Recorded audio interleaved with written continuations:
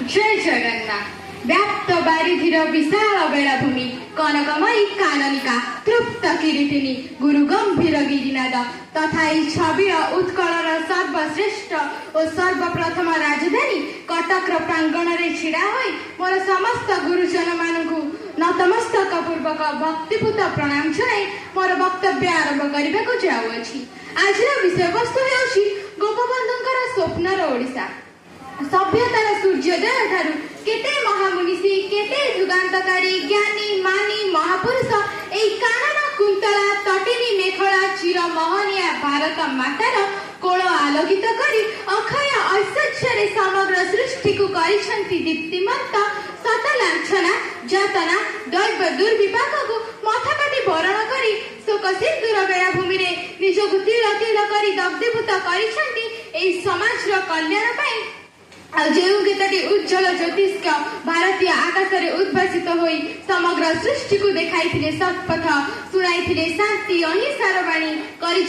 त्याग निष्ठार साधना से सब स्वाधीनता संग्रामी माने प्रथम साधारण लोकों परी जन्म नहीं जीवन आरंभ करती किंतु स्वाधीनता संग्रामी जीवन गोलापर सेज नुहे परम साधारण लोकों ठारू सेमानक जीवन अधिक बाधा विघ्न और विपद भरा। गोपबंधु जीवन में समस्त हराई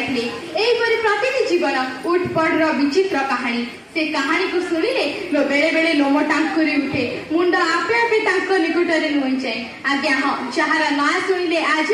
ओडिशार रक्त चमक खेलुची कंकाल हृदय आर्तनाद हेउची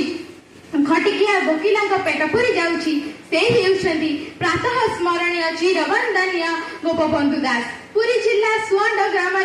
पिता दैतारी दास और माता स्वर्णमयी ओरसर जन्म नेले उत्कलमणि पंडित गोपबंधु दास। से दिन थिला 1877 मसीहा अक्टोबर मास 9 तारिख पिलादिनु माँ छेउंड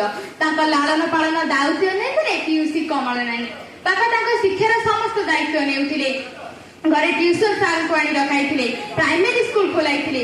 प्राइमरी स्कूल ले गोपबंधुकर प्राथमिक शिक्षार समाप्त होइथिला तापरे से रूपदेवपुर स्कूल ले नाम लिखाई प्रत्येक महापुरुषों जीवन शिक्षकों का प्रभाव पड़ता है ठीक से ही परी गोपबंधुकर रूपदेवपुर स्कूल प्रधान शिक्षक पंडित सदाशिव मिश्रकर प्रभाव खूब सुंदर पड़ता छात्र जीवन कटिला जीवन में मोड़ बदली गला। सुवर्ण ग्रामर कुनी पिलाटीर कलम मुनारू कविता लेखा है सी एक चमत्कार घटना थिला से छात्र जीवन ही आरंभ करते शब्द ओलटाइले बासे प्रकृत छात्र जीवन ही कविता लेखा पाठ पढ़ा जनसेवार कि अपूर्व सम्मिश्रण होता।